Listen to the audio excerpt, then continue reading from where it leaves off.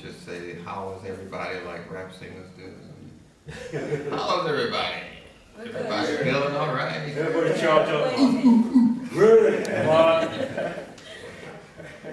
We're here to discuss the growth and development of the black child and the technology involved in that process and what should be done during that process. So essentially we're talking about two people that merge and become one, which you call a child. That's the merger of the father and mother through the egg and the sperm, and that produces one child. Consequently, this growth and development is a spiritual thing, a physical thing, and a mental thing. And usually we're talking about how many centimeters a lady dilates and all that sort of mechanical process.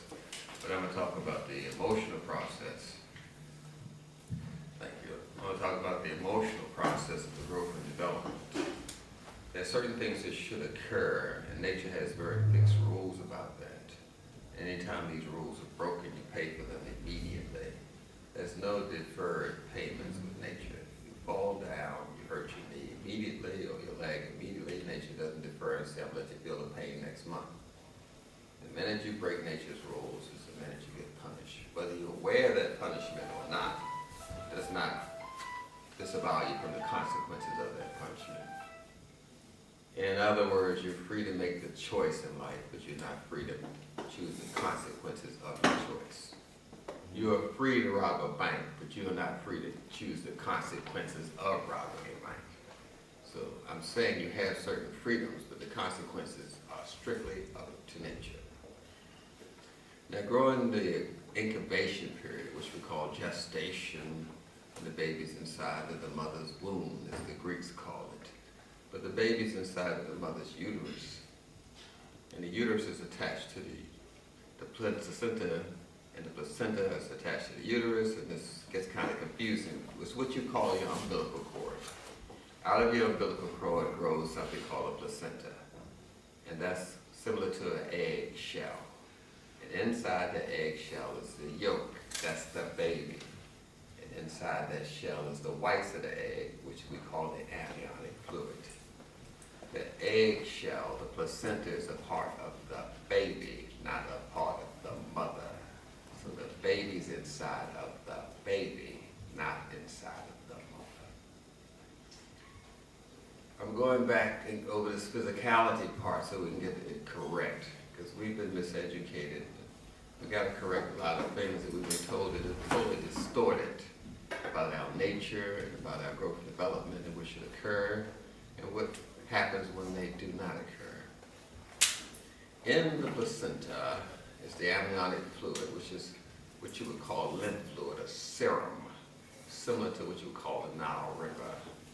And a lot of things float in this serum, vitamins, minerals, urine, tears, because babies pee in the amniotic fluid, and they cry in it, and they drink it, and it's made fresh 3 to 4 times a day. That's it. So the baby eats a fresh dosage of amniotic fluid around 6 o'clock in the morning, and then drinks a fresh amniotic fluid around 10, and another 2, and the last one is around 4 or 5. That's it. The baby doesn't eat anymore that day. This is the cycle that nature has put you on, where every 4 hours you're allowed to eat. And if that's violated, then you pay for it, which you call in an adult body constipation. In other words, you eat a meal at 9 o'clock. It takes 4 hours for that meal to leave your stomach. So your next meal should not be eaten until the stomach is empty. These are rules set by nature. Nature is very inflexible. Nature says, I have rules, you break them, I will punish you. Mother Nature is different from nature. Mother Nature is a philosophy that cultures have about nature. Each culture has a different Mother Nature philosophy. The Chinese have one, the Japanese have one, the Caucasians have one, and our African ancestors have one. But Mother Nature philosophy is always congruent with it, consistent with the culture. Nature doesn't give a damn about culture. Nature nature says I have rules, and you're going to follow them whether you're Japanese, Chinese, or African. So these rules are set in motion. That you should have an emotional vocabulary which should be established before you're born. There's certain emotions you should have built in a positive and negative way, because everything in modern terminology is bipolar. Bipolar means nothing. So somebody say, I'm bipolar. Bipolar what? Bipolar jealous, bipolar angry. Everything is bipolar. Day is bipolar. Daytime, nighttime. If you have two, that's that's bipolar. And the whole African system of thought is based on bipolar, which we call binary math. There's only two numbers on the computer. Two numbers. We call it the binary system, which comes out of Africa, which represents the male principle and the female principle. And those two form one. Everything in your body goes from 1 or to 2 or 2 to 1.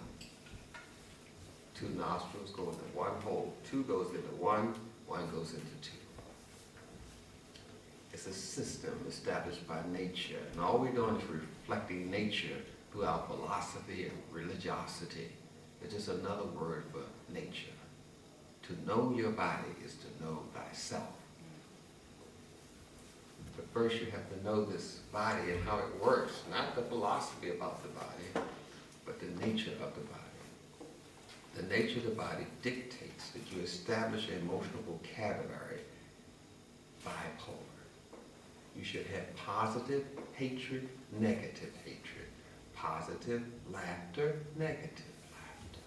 Everything is bipolar. Laughter in itself does not mean someone is happy or joyful. There is bipolar. It's a negative aspect of laughing.